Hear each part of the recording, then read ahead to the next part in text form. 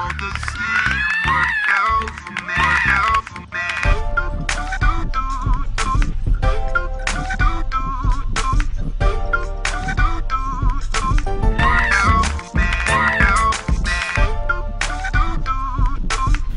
now what we're going to do is we're going to show you some hip thrust. The hip thrust is going to engage the glutes, the lower back, as well as your hamstrings and a little bit of the calf muscles too, because you want to have sexy legs, you want to have that sexy bum, but you want to make sure that you got the sexy calves too, because that gives you the total package. So what you're going to do is you're going to keep the feet flat on the ground, you're going to push up through the heels, raising the hips up, making sure that the glutes come off the ground. This also can engage your core muscles as well. Coming back down, going up, coming back down. Now if you're a beginner, you can rest by putting your butt on the ground. But if you want to make it a little bit more challenging and keep the muscle groups engaged the entire time, when you come back down, don't touch the ground. Come up right before the ground, and then you want to lift back up. You want to make this more challenging, what you can do is you can do a single leg, raising up and coming back down.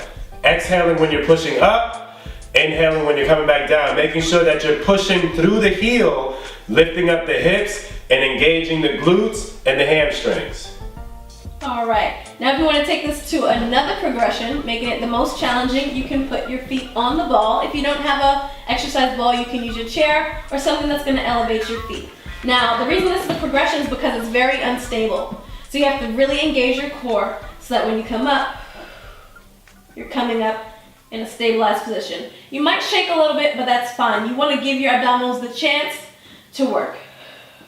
And once you get these done, you're going to have some great glutes, nice, firm, and sitting. So next we're going to demonstrate an exercise that targets the glutes mainly as a primary muscle group that you're working, and then the quadriceps, hip flexors, and hamstrings are secondary muscle groups. So what we're going to do is we're going to demonstrate donkey kicks and fire hydrants. So with the donkey kick, what you're going to do is you're going to be on all fours.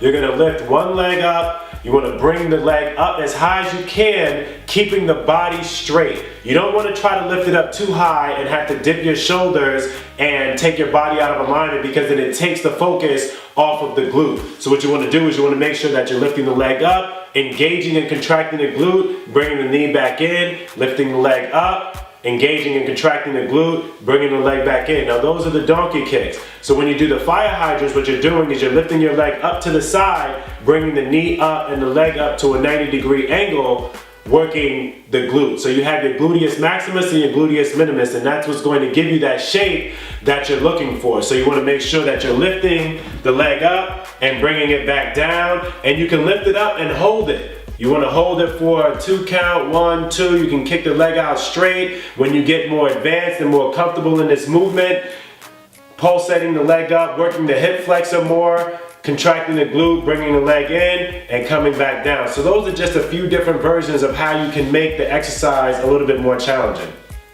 Okay, so the last exercise we're going to show you for your summer buns are some wall sits. Now if you notice, we have an exercise ball behind him because some people have lower back injuries, or this may be your first time doing a wall sit, and we want you to feel that comfortability on your lower back. So you want to make sure your heels are just a little bit wider than hip width so that your knees can track over your ankles and toes.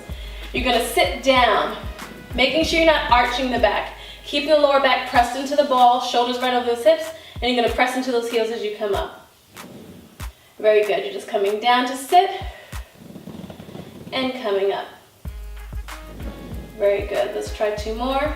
Down, and he comes up. And the last one, he's going to come down and hold.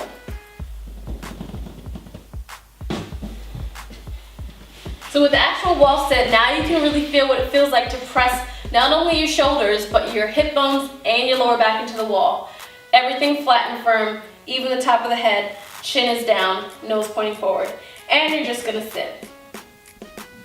A minute, 2 minutes, maybe 3 minutes if you can. And you're just gonna make sure you're not really transferring the weight from leg to leg. You're keeping it centered between the right foot and the left foot, the entire foot, from the toe right to the heel, making sure your hips are in line with the shoulders and you're just hanging out, chilling there.